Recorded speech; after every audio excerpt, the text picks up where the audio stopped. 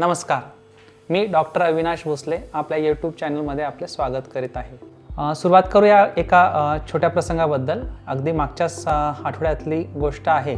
मी सहज आपल्या बाल्कनीत पेपर वाचत बसलेलो होतो आणि अचानक धडाम असा आवाज झाला। तर मी बाल्कनीतून सहज डोकावून बघितलं तर समोरच्या अपार्टमेंटचं जे मेन गेट होतं ते असं सांधा निखळून पडलेला होता जमिनीवरती आणि त्याच्या खालच्या फरच्या ज्या आहेत त्यांचे ते तुकडे झालेले होते। हे क्विंटल भरचं तरी कमीत कमी वजनाचं गेट असं होतं आणि थोड्याच वेळापूर्वी तिथे मुलं त्याच्यावरती लोंबकळून खेळत होती। नुसतं त्या कल्पनेने आणि होणाऱ्या संभाव्य अपघात ही सुदैवाने बालंबाळ बचावली मुलं। तर याविषयी जेव्हा आपण चर्चा करत असतो तर असे प्रसंग आपल्या आजूबाजूला घडल्याचे आपण ऐकतच असतो।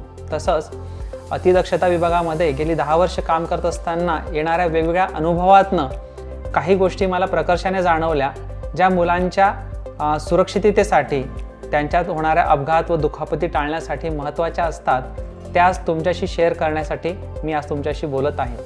आणि ह्या सगळ्या गोष्टी येतात एका इंटरेस्टिंग कॉन्सेप्टच्या अंडर आणि त्या कॉन्सेप्टला आपण म्हणतो बेबी प्रूफिंग।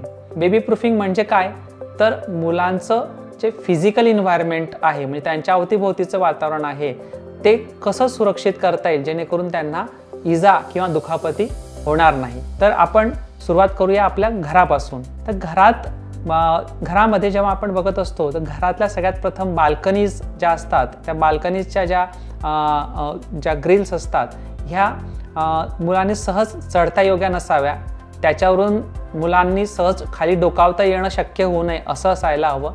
त्याच्या अवतीभोवती अशा काही गोष्टी नसाव्या की ज्यावरून मुलांना पाय ठेवून त्याच्यावरती चढता येऊ शकेल असं। तसंच आपल्या घरातली जी दारं असतात, विशेषतः पूजाघर असतं किंवा आपलं स्वयंपाकघर असतं, तर हे शक्यतोवर एखाद्या छोट्या दरवाजाने किंवा अडसराने ते एक बॅरियर तयार करायला हवा जेणेकरून मुलांचा त्याला ॲक्सेस नसावा। तसेच विंडोजबद्दल आपण बोलायचं म्हटलं तर विंडोज ज्या आहेत, खिडक्या, यांना सुद्धा ग्रिल लावलेले हे असायला हवे आणि त्याच्यातले ओपनिंग जे आहे ते 4 इंचापेक्षा अधिक रुंदीचे नसावे।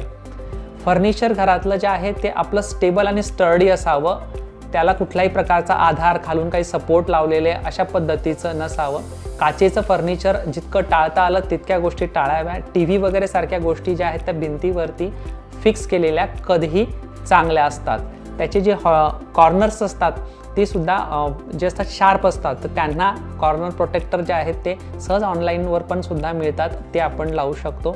ड्रॉवर्सला सुद्धा आपल्याला जे आहेत सेफ्टी टेप्स अशा लावता येतात ज्याने सहज मुलांना ते ओढणं शक्य होत नाही आणि त्यात त्यांची बोटं अडकण्याचा जो आहे धोका राहत नाहीत।